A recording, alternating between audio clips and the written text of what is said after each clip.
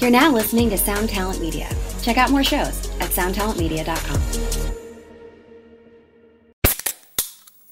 Hey, what's up, everyone? I'm Matt Migaki, the vocalist of Cryptopsy and the host of the Vox and Hops Metal Podcast, where I sit down with fellow metal musicians. We talk all about their lives and music while sharing killer craft beers. If you've ever wanted to sneak backstage and share a beer with one of your favorite musicians, well, Vox and Hops is the podcast for you. This week on the podcast, I dropped a killer episode with Kelly Schaefer of Atheist. There is this episode and over 440 other ones to help you enjoy life, metal, and craft beer. So what are you waiting for? It's time to become a Vox and Hops head. Cheers!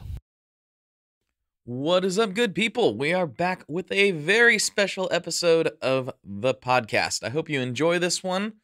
And I have to apologize right now for this intro because my voice is a bit scratchy. I'll explain that in a second.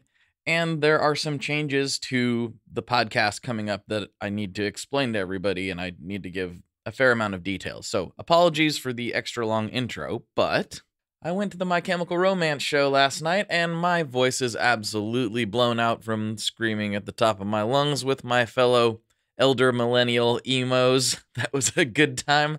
Packed house at the Moda Center here in Portland, or the Rose Garden, as us locals like to call it. It was an absolutely incredible show. If you are on the fence at all about this tour, don't be. Go to it. It was absolutely fantastic. Seriously, go do it. This isn't an ad. This is just a suggestion to anyone who might be even a casual fan. You will have yourself an amazing time if you go to this show. Go to it, have fun, and blow your voice out like I did. So I have just a little bit of business to get out of the way before we dive into this very special episode with, well, you know who it is. You clicked on this episode, Mr. Mark Agnesi of Gibson. I am so excited for this. We get into some things that I don't necessarily think have been touched on in other podcasts or interviews he's done, so I'm really excited about that. But before we do that, I want to announce something real quick. Today, I am debuting the ad-free stream. So starting with this episode, if you go to Patreon, you can get access to the ad-free stream. So if you're already at the $5 level or higher, you will be getting access to these as well. But now I have added another tier, that is the $3 tier. $3 gets you the ad-free episodes. Now, I know the ads are not anybody's favorite thing. They're not my favorite thing, but it's the only way that a creator can get paid and have it not cost the end user anything. I've yet to figure out another way to make that happen, but so far, ads are the best way to do it. I have done my best to keep them as short as possible and as relevant as possible, and I'm going to be mixing them into the episode in a different way moving forward due to listener requests. So we're going to try this. Thank you for supporting me. Thank you for sticking with me. Thank you for working with me through this change. I hope this works better for most people, and I really appreciate everyone who has taken the time to listen over the years and all the feedback on this. So this will be a slight change. Hopefully this works better for more people. And yeah, that's pretty much it. If you want to check that out, you can go to patreon.com/tonemob, and then there is the $3 option for you, or the $5 option if you want ads and bonus episodes. So check that out if you'd like to support the show, get bonus content, and get rid of the ads. Now, it's worth noting that when I say ads, what I mean is this episode is brought to you by XYZ Company anywhere in the episode. There will still be intros and outros because there is relevant information that I think people will not want to miss, as well as reminders about the various aspects of the Tone Mob community. So there may be some modified versions of what the intros like this one sound like still on those ad-free episodes, but you will not be bothered by this is brought to you by whatever company. That will be gone. So that is what I mean. I just wanted to clarify for anyone who was curious before they got over there and was like, wait a minute, he's still talking in the beginning. I'm not saying I'm going to do it every time, but I definitely will, as there is pertinent information for people that I don't want anyone to miss out on. So that is that. All right, this was an excessively long intro. Let's get into this episode with Mark Agnesi. Here we go.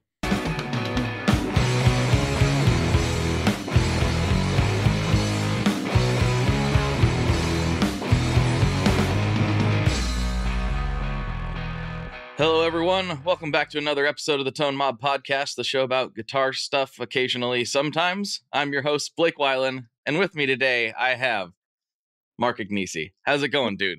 What's up, Blake? How you doing, buddy? Dude, I've been wanting to do this for a long time. I'm glad we're finally making it happen. Yeah, sorry, I'm in a hotel right now, but I had time. Hey. Neither one of us have a lot of time, so I'm glad it worked out. Exactly.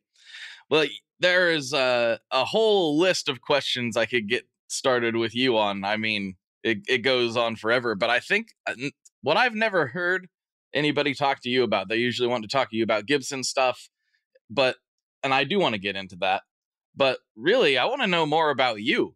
Like, obviously, you didn't just wake up as the Gibson guy. You started, most people got familiar with you when you worked at Norm's, but you've got a long history with the guitar before that. When did you start playing, and what drew you so, closely to the instrument? I started playing really young. I think I was like 6 or 7 years old when I started playing. So no musicians in my family when I was growing up, but I was in the music business. My dad worked in the radio business. Oh, okay. And part of that was always going to shows. So from a very, very young age, I was at a lot of shows, and that was a big, I think, part of it for me was watching huge bands up on stage and people screaming and go. I was like, yeah, I kind of want to do that. And, right. And, the guitar just seemed like the coolest one. That's the one I connected with. And there's all sorts of things from my childhood that connect me to guitars, I guess, just growing up, when we grew up, Mm-hmm. all the cool guys played guitar. So I just wanted to do it. There was a guitar store that I always used to wander into, which they must have hated, and would walk around, look at all the stuff. And I just kept telling my dad, I got to play guitar. I want to play guitar. Got to play, until he finally gave in and bought me one, Mm-hmm. And then from there, I just started taking lessons and doing that whole thing, and started playing in bands really, really young. Started making records pretty young,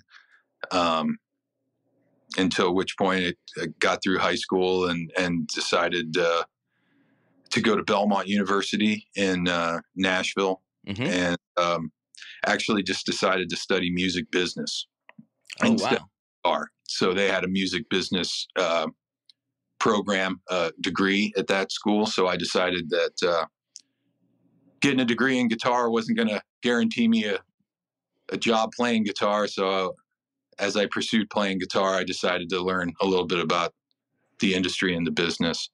And then that ultimately took me to LA. Belmont had a satellite campus that you could go do a semester at in LA. And me and my friend Josh were both like, last semester of our senior year, we're going to go to LA and we're not going to come back. and that's what we did, man. We went to LA, we finished that semester of school. We flew back to Nashville for graduation, and it was like, peace. Nice. And we moved officially to LA, didn't know anybody, didn't have any money, didn't have jobs, and worked a way up from there, Mm-hmm. Was it? It's kind of funny that you ended up back in Nashville then, all these years later. Very funny. It's hilarious. Yeah. And, but yeah, I'm back. It's a different Nashville now. Oh, absolutely. Than when I was here before. Still getting used to it. It's nice to be back in LA. Yeah. I get to visit regularly enough, that I still feel connected to LA, but, Nashville's interesting. It's very interesting. There's some really, really good stuff going in Nashville, especially as a guitar player. Yep. Everybody's moving there.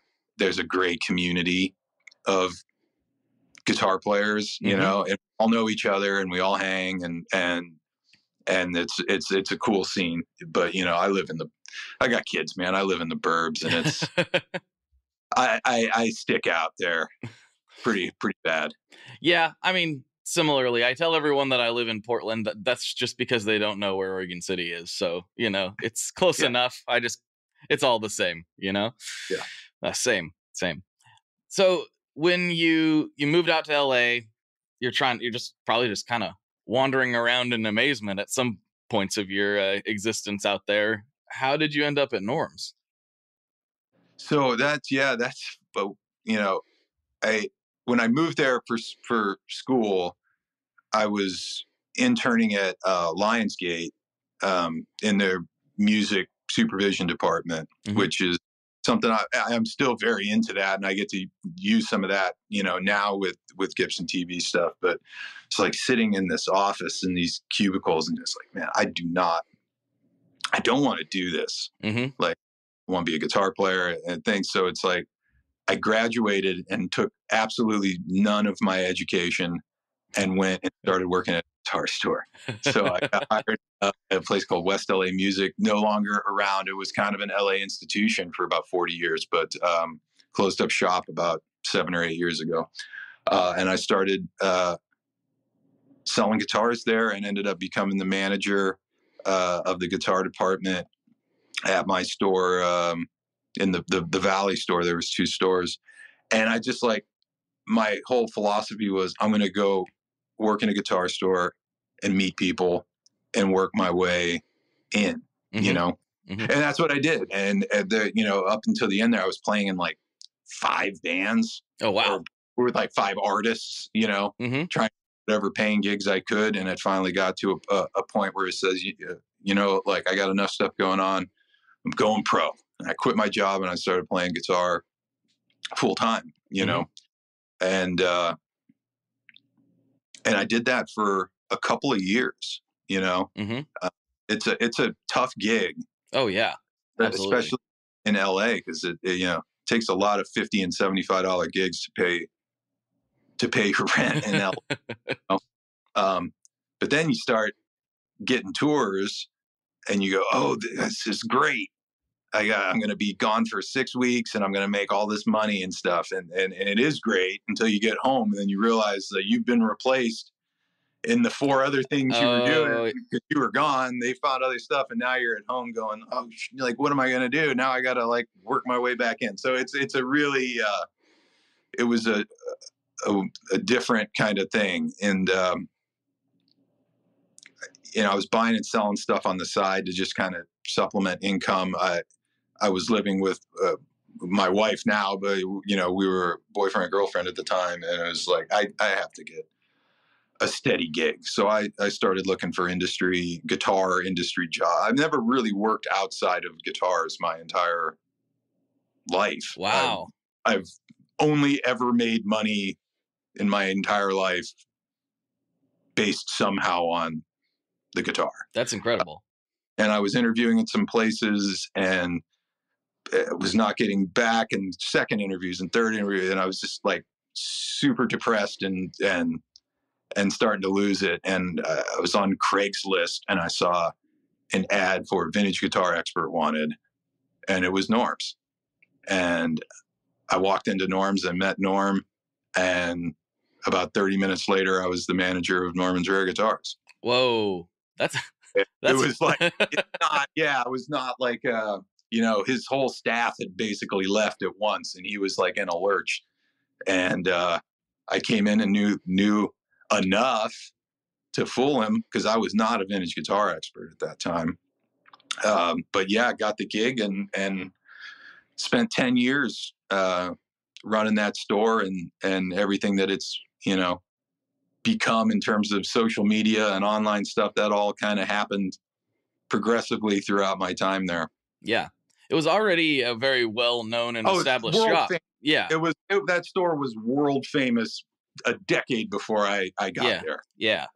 But we brought it into the modern era of famous followers, So, yeah, exactly. But yeah, it was 10 years of doing that. When you got in there, did you immediately know, hey, this is the direction we need to push? We got to do the guitar a day stuff, or did it take a little while of observing before you came up with that? I didn't start Guitar of the Day until 7 years in. Oh, wow. Wow. Yeah. There was, when I started there was maybe 2 years in. That was like when reality TV was like really like banging, right? Mm-hmm. And people kept approaching the store about doing a reality show. We shot several pilots, and they were shopped to a few networks and stuff, and so that kind of got the on-camera thing going. And then as those started to fall through, somebody, there was a lot of cool people shopped at Norms other than rock stars. It's Right. LA. There's film producers and directors and agents and managers and all, everybody's into guitars. Absolutely. Get a big enough cross section. So you start meeting all these people. And one guy said to us, he's like, you guys just start a YouTube channel and do it yourself. Mm-hmm. And I don't know if that fully clicked, but that's kind of when we started doing videos. And Guitar of the Day, really,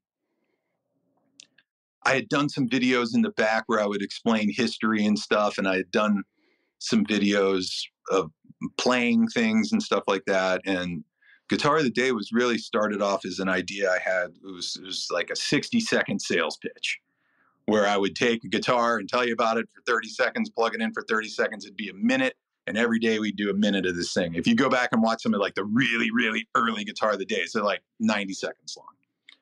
And people just kept commenting like, God, I wish you would have played it more. This is the thing. Or like, I wish you would have said more about that. And then it just started to morph into what it became, which is like a 10-minute long history lesson / guitar playing thing. It really didn't fully hit its stride until about 100 episodes in. Yeah.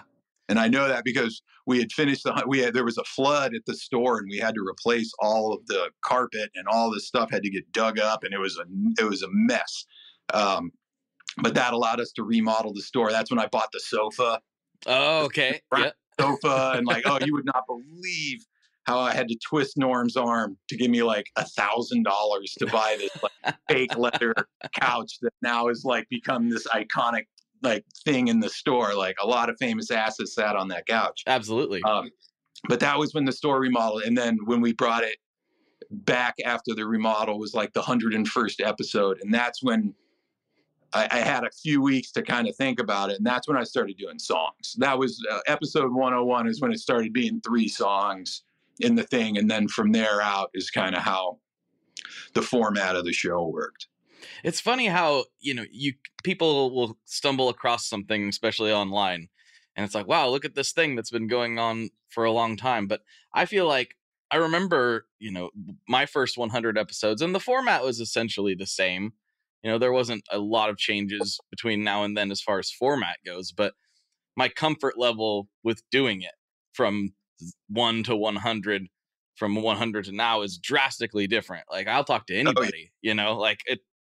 But from that first episode, I remember pacing around. I was still at the job that I was at. I was pacing around in this oil terminal, with notes in my phone, like, okay, this is what I'm going to say. And I'm going back and forth. I'm like, okay. And it was just, this guy, Ryan McCaffrey, had a pedal company and it was a small pedal company. I'm not even sure if they're still around anymore, but I was rehearsing it like I was about to be on, Jay Leno, or something, I was like really, really going over it. But now I'm just like, who am I talking to today? Oh yeah. All right. I got this. Here we go. It's like anything else, man. Mm-hmm. Like you don't pick up a guitar and start treading, it takes, you got to get on camera. You got to get used to being on camera. You got to get used to what your persona on camera is. You got to get used to everything. Mm-hmm. It's a learning curve that takes years. Absolutely. To get good at. Mm-hmm. Just like anything else. Yep, it's repetition. You got to put in the reps. It's then that there's no shortcut for any of this stuff, like at all. Nothing. Yeah, Nothing. there really isn't. Yeah. So how did Gibbs? I mean, the guitar internet was very familiar with what you were doing, and obviously that includes people at Gibson. I have to assume that somebody saw your videos and was just like, was Cesar just like, we got to get this guy? Like, how did that happen? Well, I had known Cesar maybe 2 years before the bankruptcy. Okay. So Oh, Cesar okay. was a customer of mine. Of course he was. He's got everything under the sun. Yeah. I looked up that Amex quite a few times for some cool stuff. And we just became friends. I'd never met him. We had only had a phone relationship where he would call me and we'd talk on the phone for 10 minutes and he'd buy something. But I got a call from him one day. This is like 6 months before the bankruptcy was announced. Mm-hmm. And he kind of laid it out, what was about to go down. So, I mean, I knew about the Gibson bankruptcy way before the public did. I made those Make Gibson Great Again hats. Yes, I remember that those. wasn't an accident. The timing on all of, I knew all of that. I knew everything was coming. And he kind of laid out all that stuff for me. It wasn't even about me working there. Didn't come until much later. Just letting me know what was going on, what the situation was. I made some when he took his job and the change happened. I did some press for him and gave some quotes to some publications on his behalf and stuff. We were just friends. That didn't happen, until probably a few months after the takeover, where I needed it to change. I needed a change, Mm-hmm. Yeah. I'd done it for 10 years. I'd done Guitar of the Day for 3 years. Every day. I hadn't taken a vacation in 3 years. I worked every Saturday for 3 years. My son was, 4 years old, and I had a second one my second son had just been born. And Saturdays are when life happens when you have kids. I missed a lot of birthday parties. I missed a lot of family get-togethers. I missed a lot of stuff. And it was like, I kind of hit the ceiling there. Yeah. I called Cesar and just said, what do you got? You got anything for me? And 2 weeks later, I was having lunch with him and JC in Beverly Hills, and they kind of laid it out what they thought, and it happened. It was done. It was like very, very quick. There was no interview. I never submitted a resume. The job didn't exist. They created my role. Bring me on. I think I was the first hire of the new management. Oh, wow. I mean, it makes sense though. Like you understood the presentation of things in a way that a lot of people didn't. You obviously knew the history of the brand better than 99% of people who walk the planet, so it was a perfect fit. It ticks all the boxes as far as I can tell. Yeah, it ticked all the boxes for me because, although what my job has become is beyond what I imagined. It's not as much guitar playing as I imagined.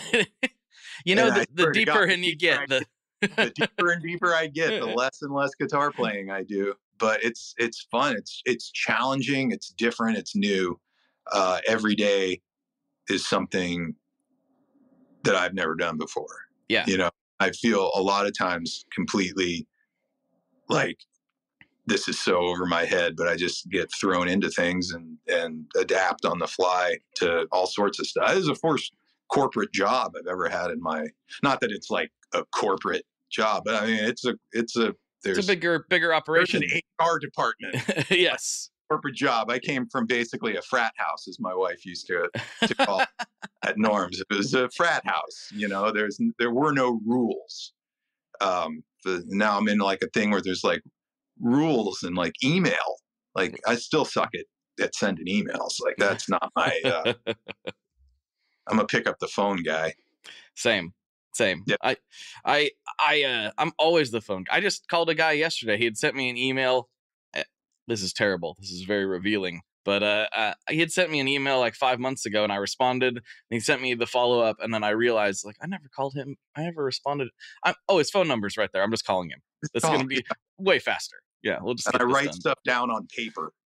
which I a few people in the company nuts because I'll just write a bunch of stuff down and tear it out and go, here's the thing. Can you send me that in an email? Sure. And I take it back to my desk and I take a photo of it on my phone and I put the photo in the email. I'm not typing stuff. I'm analog. So when you're, what does a day look like for you? I'm sure it's all different because, I know like when we were hanging out, that was a different day than probably what you do every day. You're planning out the Gibson garage and being a part of that and like in different locations, and you've got all kinds of different things. Is there a typical day for you? There really is not a typical day. Every day is different, which is cool. It's also hard to stay focused on one thing at a time, which I like to get one thing and focus on it till it's done. And I just be creative now. And I like focus on this and there's like all these different things, but part of it is content stuff, producing 13 shows right now for Gibson TV. That's wild. So that's, and some of it, like I'm here right now, we're doing the Halloween special for Metal and Monsters. Nice. It's such a lift. It is such a gigantic lift to make that show happen. And like, we're a guitar company. We're not like a TV network or a thing, but like we're trying to make Netflix and HBO level productions on a guitar company's budget and try and make it look rad. It's a big lift. Yeah. To make some of these shows happen. So that's a lot of it. And then, I did the Gibson garage in Nashville, and now I've turned into the interior decorator for everything, for showrooms, for the office. I just finished our offices in Tokyo. I'm starting on our offices in London. All just showrooms and all sorts of stuff. I pick a lot of sofas. Well, you're very good at picking sofas, clearly. Thanks, buddy. Wall coverings, carpets, drapes, tchotchkes, the whole thing. Like, I never thought like I would be working for Gibson and I would be the interior decorator. Like that would be my job. But that's my job. But I dig it. I love doing it. It's fun. It works a different part of the brain, but does not involve a lot of guitar playing. Hi, I'm Vincent, and I'm here to talk about the Mercury X. My dad's always going on and on about how cool Maris is. He really went off on one about the Mercury X the other day. He said something about a 4,800 hertz sample rate and 99 preset locations and 33 banks, and something along the lines of the most advanced reverb pedal ever devised by man? That's all true, but I only care about one thing. This pedal sounds sick. So make sure you check out the Mercury X and all the other fine products at maris.us, as well as fine retailers worldwide. All right, Dad, now can I have my Pocky?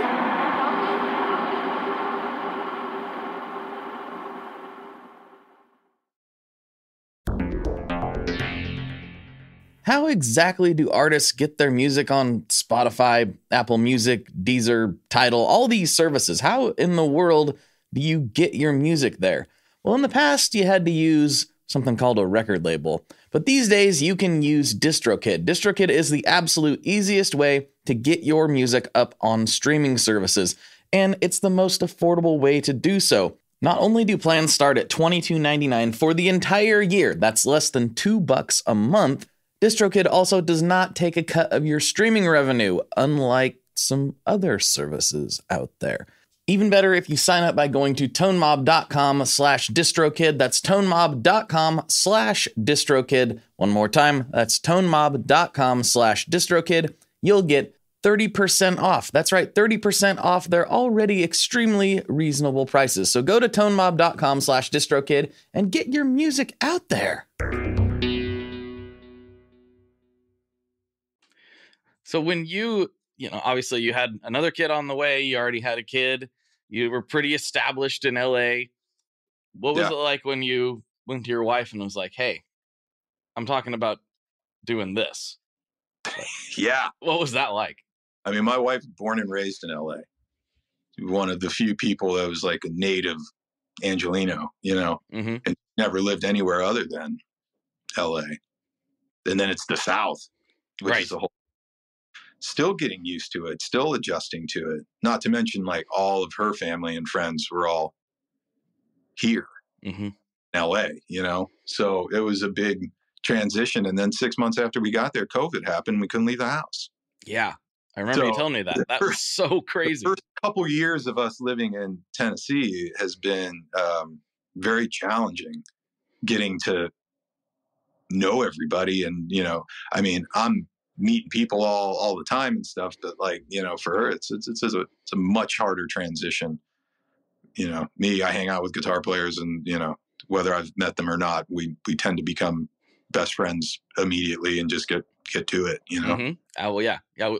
We just started eating Mexican food and talking about things immediately. Like, it was like that. I feel that way with other guitar players. Like, all my best friends, they're my closest friends, are all guitar players, and I meet people like you or other YouTube guys and stuff, and it's like, we don't need to do the whole get to know each other thing. Like, we're friends. Let's just start there. Real stuff. Yeah, in fact, I think we started talking about that immediately. The transition and how COVID, like, it's one thing to move to an entirely new place that you've never been before, but then you do that and all of a sudden you can't leave. You're like, it's like, okay, cool. We got this nice new house and let's meet the neighbors. Oh, we can't talk to the neighbors. Like, what? Yeah. That is so crazy. I can't imagine what that was like. Obviously, you had connections there already, but for her and the kids, that's just got to be just a mess. Yeah. They're just now probably getting to know people, right? Yeah. It's been a very long transition. We're still transitioning. Mm-hmm. Yeah. It's a process, man. Yeah. I feel like this is somewhat of a transition, but I just had this image of you and Slash hanging out, pop in my brain. And I was like, man, that's got to be crazy. But you kind of were already doing that at Norms, right? Yeah, I've been friends with Slash for probably 10 years now, just from Norms and other stuff. And we text, each other weird stuff every once in a while. So yeah, that was that's like an easy. He was one of the first people to reach out to me when the press release went out that I started. He's like, "Oh, this is awesome! This is so cool!" And I do all sorts of stuff with him outside of Gibson. Like, if he has to do interviews for stuff, or I just did like a live stream thing with them. They just always ask me to host it for some reason. Talking to me, and it's, I guess, because we get along and we know each other. So I'm always interviewing him about something, whether it's Gibson related or not. But yeah, I mean, most of our big artists, are all guys I've known for 10 plus years. So I mean, that transition was super easy because it's just the same people in a different place. Was it weird when that first started happening? Like, for me, I've gotten lucky to interview some people that I've looked up to for years, and sometimes that does happen. All of a sudden we're sending each other weird memes, and I sometimes have to pinch myself because I'm like, I'm a mechanic, man. Like, what am I doing, like, talking to these people? When you first started working at Norms, did you have those thoughts or any moments like that? Or you've been in the kind of the entertainment sector for so long, it was just normal? Well, I mean, all we want to do, and you just meet your heroes, right? Absolutely. You want to meet your heroes, and then one day your hero walks in and you get to meet him, and it's like, wow, that was really cool. And then, like, a month later, he comes in again, and you get to meet him again. And then, like, another month later, he comes in, and all of a sudden you're exchanging phone numbers. And then, like, a couple months later, you're over at his place hanging out. And then a few months after that, like, your families are spending 4th of July together, and then you can't get rid of them. Right. And your phone rings at 2:00 in the morning. Your wife's freaking out. It's like, oh, it's Nikki Six texting me about something, and it's like, then you can't get rid of them. It's weird how it happens. Mm-hmm. but you hang around long enough, and then you start becoming friends. It's you know, it's really, it's wild. It's not something that I ever anticipated. But just a few nights ago, my wife and I are hanging out in a parking lot talking to somebody about psychedelics till 3 a.m. It's like, what kind of weird life is this? This is so beyond anything I'd imagined, but it's awesome. It's I'm not complaining. It's cool to be friends with your heroes. Yeah. I don't take that for granted. That this is like I had this poster on my wall, right? We're hanging out having dinner. So when you meet people, I'm curious how this is for you. When you meet people outside of the guitar or music industry, which is probably kind of hard to do in Nashville, but it happens, I'm sure. The question inevitably comes up for me. It's like, oh, well, what do you do? And I am always like, yeah, it's hard to like, how do I explain this? Do you have a go-to answer for those people? Yeah, I mean, what I do, and my job is hard to explain to you. I just say I work for Gibson. That works. So you build guitars? It's like, well, no, I'm not in the factory. I don't build them. I'm in the thing. And it's like, oh, so you're in marketing? And it's like, no, I make TV shows and I interior decorate. It takes more explaining than it should, but yeah. It's for me. It's like, I'm like, yeah, well, I interview people from the guitar world, effects pedals, blah, blah, blah. And then some people are like, oh, that's cool. People listen to that. I'm like, yeah, they do. Yeah. Turns out, wouldn't be able to do it otherwise. Thank you, listener, whoever you are out there. But yeah, it's always kind of a funny thing. And then I have to gauge it, right? Sometimes, I'm talking to somebody and I know they're not going to know what a podcast is. And I don't want to give them the rundown and the explanation, because that will derail the entire experience right there. So sometimes I'm just like, yeah, I'm a partner in a guitar string company, and that is a lot easier. Oh, I get that. Yeah, okay, cool, makes sense. Yeah. But yeah, the podcast people are like, still, even in 2022, I run into people that just have no idea what that word even is, which is kind of, it's hard for me to wrap my mind around, but they exist. Yeah, they do. So let's see. I told the Tone Mob Facebook group that you were coming, and I specifically asked them I asked them for questions, and I specifically asked them not to, ask about things that I knew you weren't going to be able to answer. But people did that anyway. Hit me with it, dude. So I'm going to go through some of the ones I feel like you can answer. Let's see. Okay, I got to get this out of the way. This is a really weird one. Ryan Burke from the 60 Cycle Hum show. Yeah, you know him. I know Ryan. Yeah. Yeah. So every time I tell him that we're doing anything, he's always asking me to ask him about the gold trash can. He's always asking me to ask you about the gold trash can. And I'm like, I'm not sure which one of you really loves the gold trash can more. What's the gold trash can? What's the deal with this gold trash can? Why does he keep asking me that? Dude, finding gold trash cans is the hardest. Okay, so I'm decorating the artist lounge. You've been in it at the garage in the back there, and I got brass everything. So I'm looking for these big trash cans, and Simple Touch, the good Simple Touch ones thing. They made this one and it's sold out everywhere. And then I find out it's discontinued, and I found 2 of them on eBay in Russia. They're like $300 trash cans, and I had to pay like $400 to ship them. But I got gold trash cans. Now I can't use them ever again in any of my other spaces. But I think when Ryan was there, we were talking about it. It's just OCD stuff that I go down rabbit holes on. That day was a trash can rabbit hole. Most of the time it's guitar rabbit holes. That day it was trash cans. Yeah. When I told him that, or I've said that I was there or something, he was like, did he show you the trash cans? I was like, we didn't talk about the trash cans one time. Not one time. He's like, he really liked the trash cans when I was there. I was like, at that point, and then we were just sitting around talking, and the trash cans came up. It might have lingered longer than it needed to. Sure. Oh, that's hilarious. I'm glad I asked that question. There you go, Ryan. There you go. Hope he's happy. Yeah. Let's see. What else we got in here? So many questions. Oh yeah, this is a good one. I'll try to condense it a little bit. Dave Trombetti, he's saying, let's see. Seems like Gibson is hanging their hats on the love of classic instruments.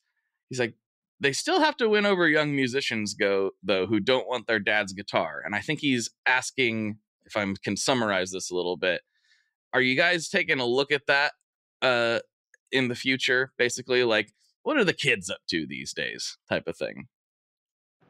Yeah, I mean, that's why the modern collection exists, where we can play with other things, and we always have stuff in different states of R&D, but there's also a formula that works, and the same people that say we don't do anything modern are usually the same people that criticize everything new that we try that's not a standard Les Paul. We're always in this lose-lose kind of thing. I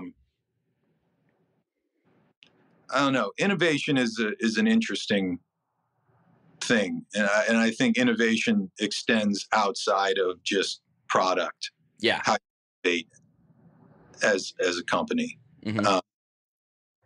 But just creating new shapes is not innovation.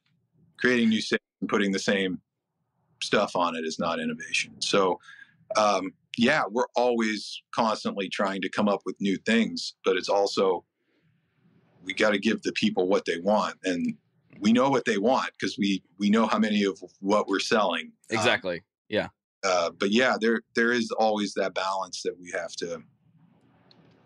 to try and find, being a 128-year-old company that has all that history and heritage to it, Absolutely. But, I mean, and I don't think young players don't want Les Pauls. I think they do still want Les Pauls, and I think young players still do want SGs and Flying Vs and Firebirds and all that kind of stuff. So, I mean, if we're just talking about shapes, then yeah, you can go find some funky shape thing at some other brand that you think's cool, then buy that, Mm-hmm.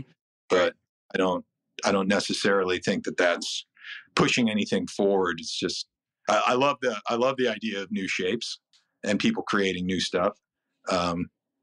We released the Theodore this year. People had a lot to say about that new shape. They did indeed. Design. Anytime we try something new, it's so we always are walking the line. The Theodore was an interesting one, because I remember when it was debuted, I was like, even I'm a Gibson fanboy. Like I've got multiple Les Pauls. I love the brand, and I always have.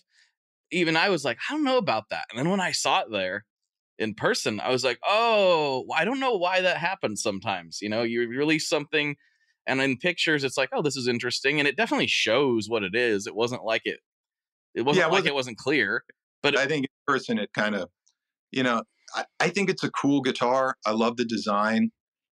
I know a lot of people kept saying it looked like a Teisco, but like the Teisco didn't come out until like 8 years after that was designed. Exactly. Really, I think the reason it never came out was because of Rickenbacker, the Rickenbacker tulips. Mm-hmm. Those I think came out in '58 was the first year for those. Ted designed the Theodore in '57. And probably just beat us to the market with the tulip-shaped guitar, which is why I never went into production. But what's really cool about that guitar is the first time you ever see the Explorer headstock. Yep. The first time you see a double cutaway body from Gibson. I mean, there's a lot of history in that guitar. Oh yeah, and I still get kind of goosebumps with you showed me the print there in the vault, and then when we went upstairs, and you're like, oh yeah, here's the original drawing. I was like, oh. Yeah, well, that's cool. Yeah. that was so incredible. And then we can't talk about that stuff yet, but the stuff that's coming with that is very interesting as well. So yeah, there's always cool stuff coming.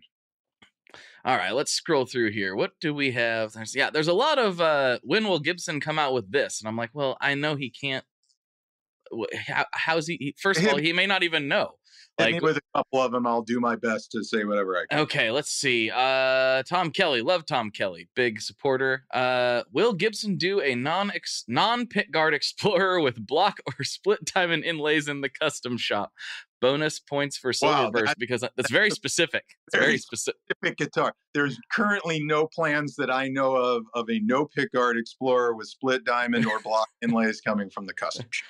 Split diamond is underrated, though, I gotta say. Although we do make the Explorer custom that does have block inlays, and it's custom shop, but it does have a pick guard on it. Oh, 2 out of 3, man. 2 out of 3. You know? That's close enough, right?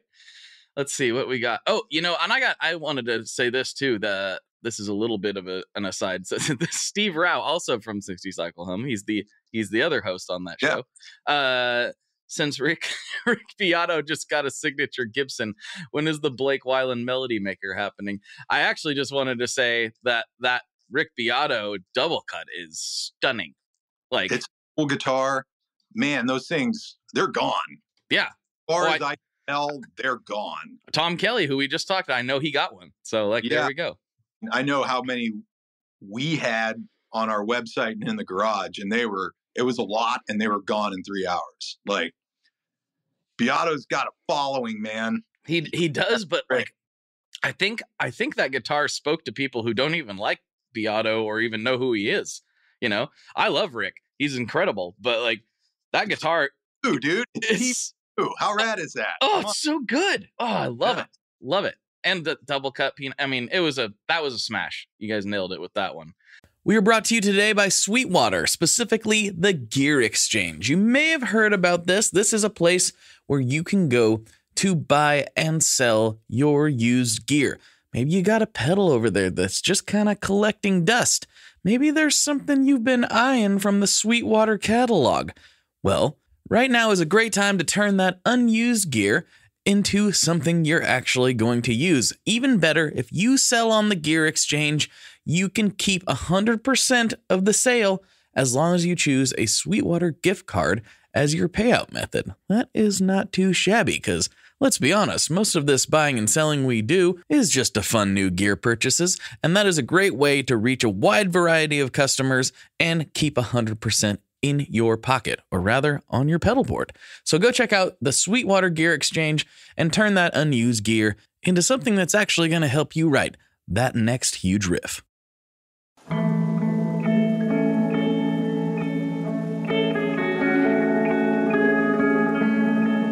Hello there. I'd like to introduce you to your new best friend, the Chase Bliss Audio Lossy. Lossy is a collaboration between Chase Bliss and Goodhertz. And it's meant to give you some control over those weird digital artifacts that come with very compressed audio. You're hearing it right now. All the changes that are taking place are strictly coming from my playing dynamics. I'm just interacting with the pedal and letting it do its thing. In some true stereo goodness. If you'd like some more details about Lossy, I'd invite you to head over to chaseblintsaudio.com. I think you're going to like what you find. Here's one. Jonathan Diaz. Can we please have a Dave Grohl DG335 that's accessible to the masses? Well, I will get a weekend job to pay for it. I will take out the trash after school. I'll feed it and clean up after it. Are there any plans for that? Because that has definitely been one of the more legendary releases in the last 15 years, I would say. People can't seem to get enough of the DG. I mean, it's a Trini, but it's a DG, you know. Here's the thing with artist stuff. It's a contract agreement between us and an artist. So it's not something that we can just turn back and go make more of them. Plus, when you do limited runs of stuff, you're then contractually obligated to honor the limited quantity that you set up in the contract so that the people bought those don't lose their limited thing that they thought that they bought. So obviously I'd love to do more stuff with Dave. And I think we're talking with Dave about other things. And hopefully we do see more Dave Grohl models. I mean, when they say accessible, do you want an Epiphone version? Do you want a USA version? I mean, I guess those were Memphis, but I mean, that was like, not custom shop level, non-Murphy level.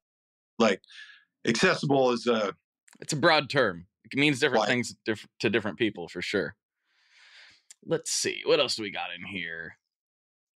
This is quite a thread. I haven't had this active of a thread in a while. Fantastic. I guess just keep hitting me. Okay, let's see. Oh, here we go. This is a fun one. There are several people who asked something along these lines. Tom Kelly asked this. Chris Carter asked something like this. There's several people who asked something along this line. Since the Mesa acquisition came in, are we looking at maybe, rebirthing some of the vintage Gibson designs? I know they were never like the hottest selling thing on the planet, but I think they've got enough of a cult following now. The Skylarks and some of those things, people really love those. Is there any indication that there might be something like that brewing? That one I can't really talk about that one. Okay, got it. Understood. Yeah. I thought that might be the case. Let's see. Oh, man, Tom's just hitting them. Let's see. No, I kind of asked that already.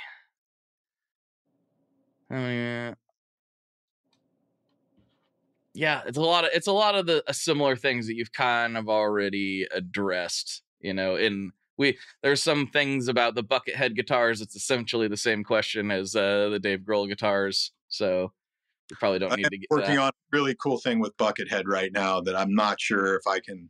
It's a Gibson TV thing with Buckethead. Ooh. That is going to be the most ridiculous thing ever.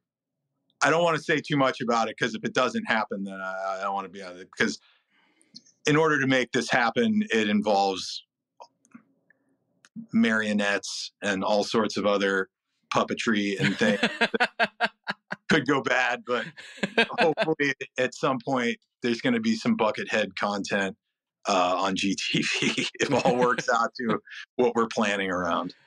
Nice. That reminds me, there was one I saw in here earlier. Let's see if I can find it.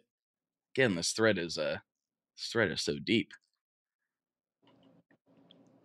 Who asked that question? I want to make sure I give them the proper shout out. This is great podcasting while I hum to myself and scroll through Facebook. That's just what everybody tunes in for. Where is it at? Oh yeah, Jake Young. Okay, there it is. Jake Young wants you to describe in your words my face when I played the Carina Explorer.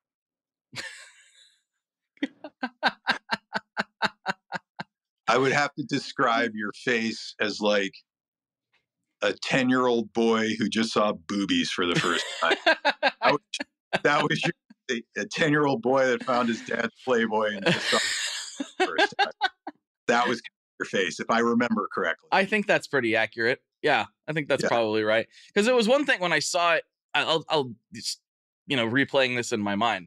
When I walked in there and I saw all the guitars in there, I was like, wow, this is incredible. This is so cool. Wow. And then when you opened the door and pulled it out, and I was like, wow, that's really cool. Look at that. We're going to get it up close. And then when you handed it to me, I was like, don't pass out. Like, don't, this is not the time for your body to fail you and just you crumple on the floor. Like, make sure you have all your faculties in order. So yeah, that's probably, I couldn't see my own face, but I think you probably nailed it. That was pretty incredible. Describe it. Yeah, that was wonderful. So do you guys do that often as far as like taking people back there? Obviously you take some people back there, and I actually went back the next day with some friends and they took us back there. It was a little different tour than the one you gave me, but occasionally, I mean, all of our artists have been back there. I mean, if you're normally invited into that backspace, you'll see it. I like to take kids in there. Yeah. That's my favorite. If I see a kid and I start talking to some kid that's like 10, 12 years old that I can tell is like super into it and like reminds me of me, like I'll take him back there and stick a burst in his hands. Wow. But, you know, you've been reading all that stuff on the internet here. Find out. Now you can enter the chat and you know more than probably 90% of the people that are participating. You know, like I'm not too precious about letting a kid play a 59 Les Paul. That's super cool. I mean, those are the ones I like the most, you know, because they'll remember that. Oh, that's forever. Or the you know, it's not a store; it's a brand experience center. That's what we designed it as. And if you know, 30 years from now, 59 bursts are even rarer than they are now, and they're all tucked away in private collections and stuff. Like that guy can say that he played one. Like where? You know, like well, 30 years ago at the Gibson garage, I got to play a 59 Les Paul. Like experience, you know. Yep. Well, I mean, that's something I actually, in a positive way, you know, there was I did some dives into some forums after I visited there just because I wanted to learn more about some of the stuff I had seen. So I was Googling like crazy. And, you know, some people were, oh, Gibson's got all these things in the vault, blah, blah, blah, blah, blah. And they should be out for players. And there was some really like sharp people chiming in and being like, you know, I know they take people back there semi-regularly. There's probably more people playing those guitars now, like as far as like different people, more people playing those things now than there ever has been. It's not. That stuff's available. Like when Judas Priest played Nashville, Richie Faulkner took our Carina Flying V, played the encore on stage at Municipal Auditorium with our Carina V. Yeah. Like, and the burst, you know, if one of our artists is in town and they're making a record and they want to borrow the burst, like we'll go drop it off to them. They can use the burst. Like, no, this stuff should continue to make. I mean, that's why the door is open. They're not like stuck behind glass. They're displayed behind glass, but the door opens and take it out. And when we have shows at the garage, you know, Orianthi played the burst the last time she was in and did something on stage. I know she played the 335 that I have in there, the 64. Oh, the thing was incredible. Yeah, no, Solis played the SG Custom that we had. I mean, like all that stuff gets played, man. Definitely. And I think I was really happy to see that it didn't just turn into a troll farm. You know, people were like acknowledging that this is actually what's happening with them, you know, because I think there has been instances in the past where brands or people do just like lock things up, you know, and I can understand that from an investment perspective, but also like these were made to be played. These were designed to be played. That I really let people play is the Orville stuff. Yeah. I've got a bunch of, although I think I might have let you play a few of the Orville. You let me do a couple things. Yeah. But that, I mean, that should be in the Smithsonian. Like that stuff is museum caliber stuff. Oh, like, yeah. That is some of the real beginnings of guitar right there. You know, obviously Martin was making guitars way, you know, decades before Orville started, but that was like Stauffer style guitars. And like, you can't, those don't really hold up and are playable, but we're talking like stuff that has carved tops and like, I mean, really the birth of what guitars have become. Like that stuff is really important and severely undervalued in my opinion. Some of the Orville things I've bought recently they're so undervalued. It's great. Well, I mean, you want to talk about like we as guitar players talk about all the time, you know, how rock music and electric guitar and everything has influenced culture, but like none of that stuff would exist without the Orville stuff. None of it. Yeah. I mean, when you talk early guitar culture, we're talking jazz and archtop guitars. That's how guitar players, you know, this is before amplifiers, before pickups. The only way guitar players could get heard in a big band setup was to have an archtop guitar that projected. And I mean, like Orville invented that in the late 1800s. And then it just kind of got more and more levels of perfected when Lloyd Loar came in 23, 24 and F hole started going in instead of the center sound. Like then it really started to become a thing. And then when you look at all the other really great archtop builders like D'Angelico or D'Acquisto, Monteleone, like all of those are all offshoots of that formula. And Absolutely. they took that formula and improved it in whatever way they thought it needed improving and tweaked it. And but all of that stems back to stuff Orville did in the late 1800s. Well, and it spins out even further from there, because like when you talk about, D'Angelico and D'Acquisto, like one of the things that I have a hard time remembering and like wrapping my mind around sometimes is like some of the machines we have at the string joy shop their roots are in D'Acquisto designed winding machines. Like they came direct. There's a direct lineage from those to what we have now, and even some are very direct. some of the stuff we have a wide variety, but it's like the way this stuff spirals out when you really start, zooming out from the micro and into the macro is really wild when you look at it from a cultural perspective. I was talking to one of the JHS guys yesterday about pedals and how that's impacted things. But when you get down to it, like none of that stuff would exist without the contributions that Orville made. So it's pretty wild to think about. It kind of like melts my brain a little bit sometimes when you go that far. Yeah, there's really only a handful of people that really did something that affected everything. Mm-hmm. Orville's one, Lloyd Lohr's one, Leo Fender's one, Ted McCarty's one, mm-hmm. Jim Marshall. There's really only a handful of people that really changed the game dramatically. Definitely in the industry. Well, that is a pretty good point. We're getting close to the end of the main episode here. I've got a couple classic questions that I like to wrap up with. Before I do that, I like to give the floor to the guest, talking to a few thousand people right now. So you got anything you want to say to anybody, anything you want to plug, your aunt you want to shout out? The floor is yours now to kind of say whatever you want to say. Oh, Metal and Monsters Halloween special, because I'm right in the thick of it right now. Okay. Fantastic. Kirk Hammett is our guest.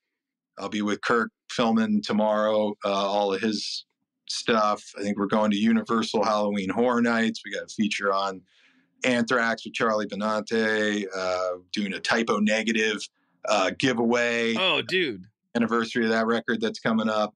It's gonna be a fantastic Halloween special. Sweet. I can't wait to check it out. Halloween's one of my favorite season, and my favorite. Yeah. Looking forward to this. Wow. All right. Final questions. Here we go. First one. What is your favorite Boss pedal? My favorite Boss pedal.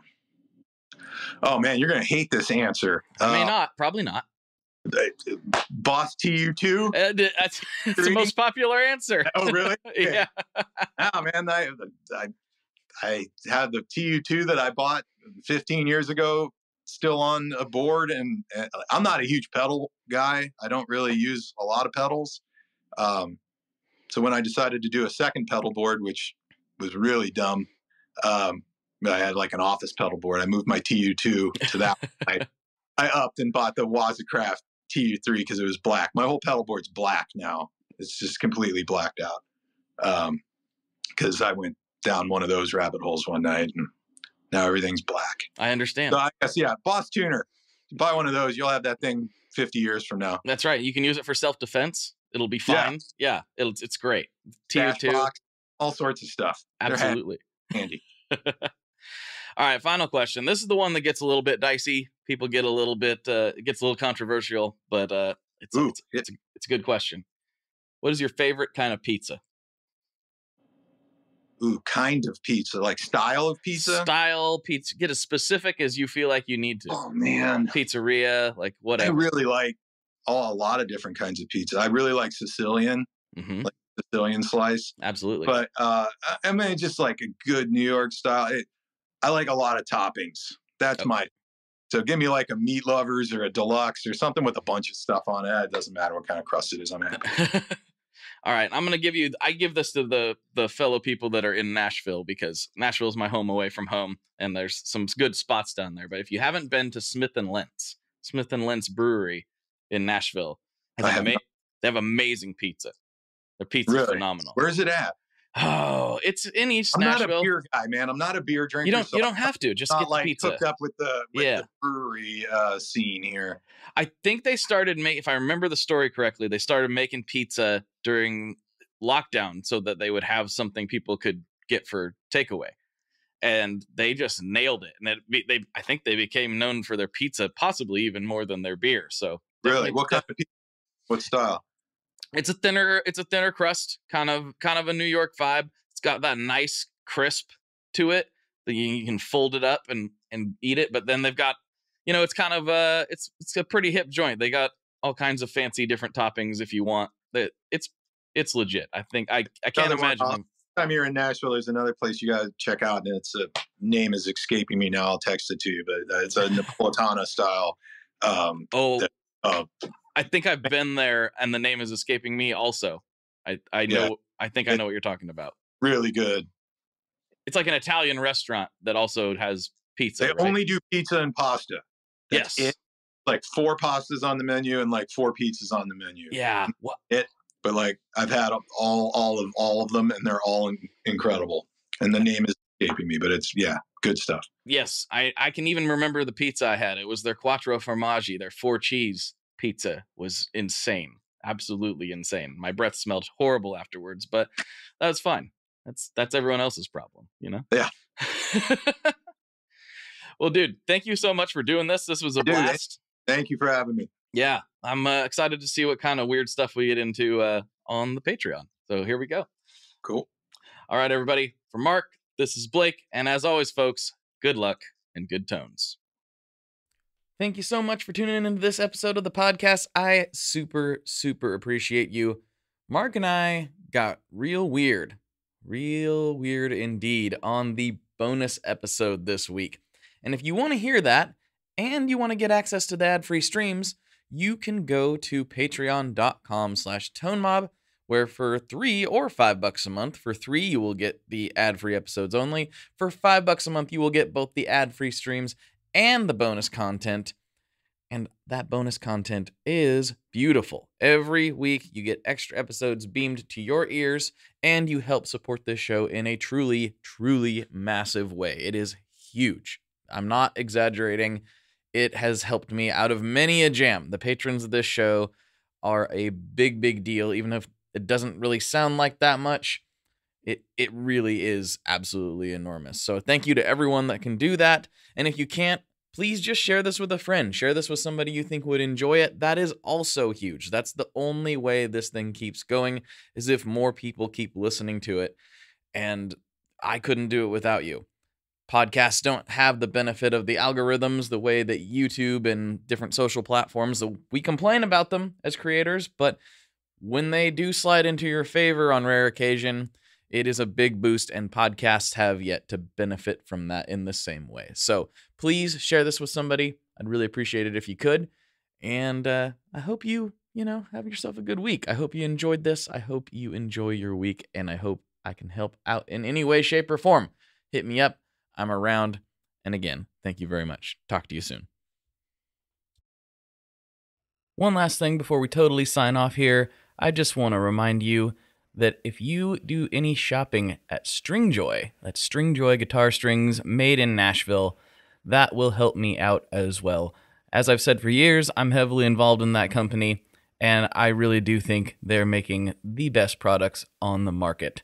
So if you would like to try custom strings, go to tonemob.com/stringjoy and check them out today. I seriously love what the team down there is doing. I help them out with all kinds of things, and by you supporting them, you are also supporting me as well. And hey, you need some strings, so why not get some custom strings just for your guitar and playing style?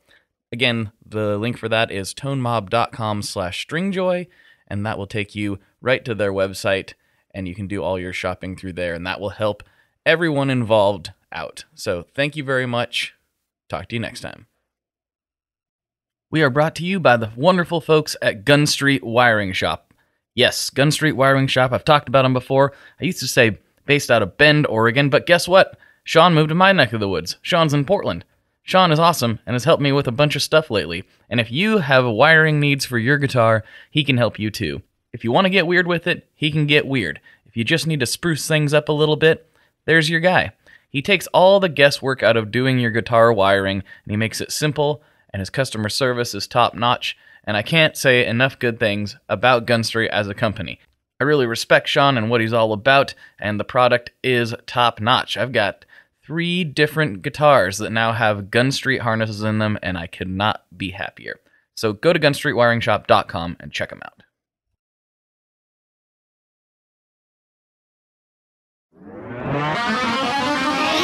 Hi, this is Paul Phelps. And this is Monica Strutt. And we're from the Daily Music Business Podcast. We're joined by a number of other really great hosts in creating daily content with great advice for independent musicians just like you. That's right. We put out episodes daily on all topics from music marketing to branding, advice on signing with a manager and label, and anything else you need to up-level the business side of your music career. We've got it covered. Subscribe to the Daily Music Business Podcast today on your favorite podcast catcher. Subscribe today to the Daily Music Business Podcast on your favorite podcast platform. Hi, I'm Daniela Clark. I'm Barbara Ann Wild. And we are the Honest AF Show.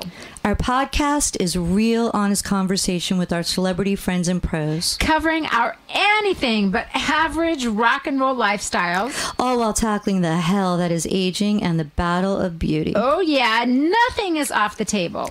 The Honest AF Show is available wherever you get your podcasts.